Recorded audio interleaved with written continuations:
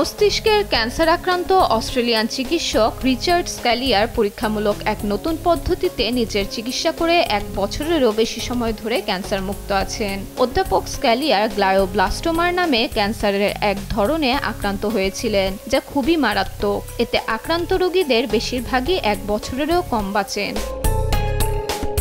সামাজিক যোগাযোগ মাধ্যম এক্সে দেওয়া এক পোস্টে স্ক্যালিয়ার বলেছেন, আবারও এমআরআই পরীক্ষায় দেখা গেছে নতুন করে টিউমারটি ফিরে আসেনি। আমি অত্যন্ত খুশি।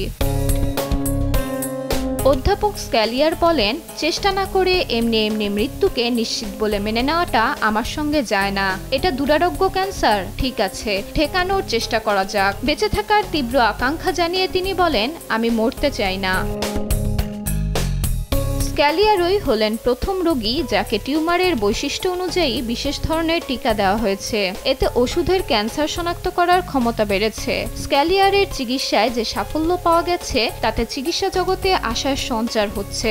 আশা করা হচ্ছে লং ও স্ক্যালিয়ারের এই প্রচেষ্টা হয়তো প্রতি বছর বিশ্বজুড়ে মস্তিষ্কের ক্যান্সারে আক্রান্ত প্রায় 3 লাখ মানুষের জন্য সহায়ক হবে।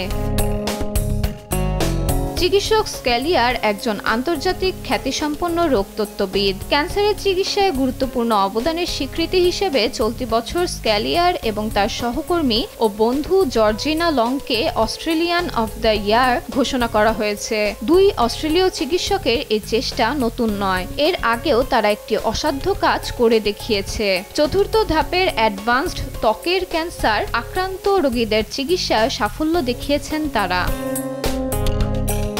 একসময় বিশ্বে ত্বকের ক্যান্সারে সর্বোচ্চ আক্রান্তের হার ছিল অস্ট্রেলিয়ায়। ত্বকের ক্যান্সারের চিকিৎসাকে ভয়ঙ্কর চ্যালেঞ্জ মনে করা হতো, তবে স্ক্যালিয়ার ও লং এক্ষেত্রে আশার আলো দেখান। তারা দুজন এখন অস্ট্রেলিয়ার অলাভজনক প্রতিষ্ঠান মেলানোমা ইনস্টিটিউটের নেতৃত্ব দিচ্ছেন। বিশ্বজুড়ে ত্বকের ক্যান্সারের পরীক্ষা নিরীক্ষা এবং চিকিৎসার ক্ষেত্রে যে সুফল আসছে তাতে অগ্রগামী ভূমিকা রাখছে মেলানোমা ইনস্টিটিউট।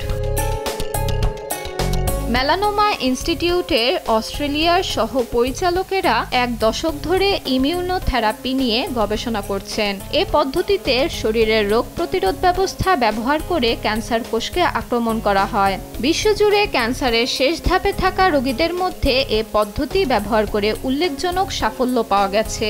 আক্রান্ত ব্যক্তিদের অর্ধেক এখন নিরাময় পাচ্ছে। আগে এর হার ছিল 10%-এরও কম। ক্যান্সার নিয়ে নিজেরই গবেষণার ভিত্তিতে উদ্ভাবন করা একটি পদ্ধতি পরীক্ষামূলকভাবে স্ক্যালিয়ারের শরীরে প্রয়োগ করা হয়েছে।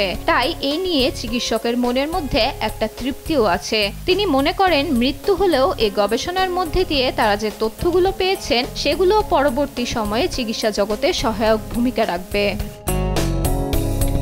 ফারিহা ইসলাম মিম, দেশ টিভি।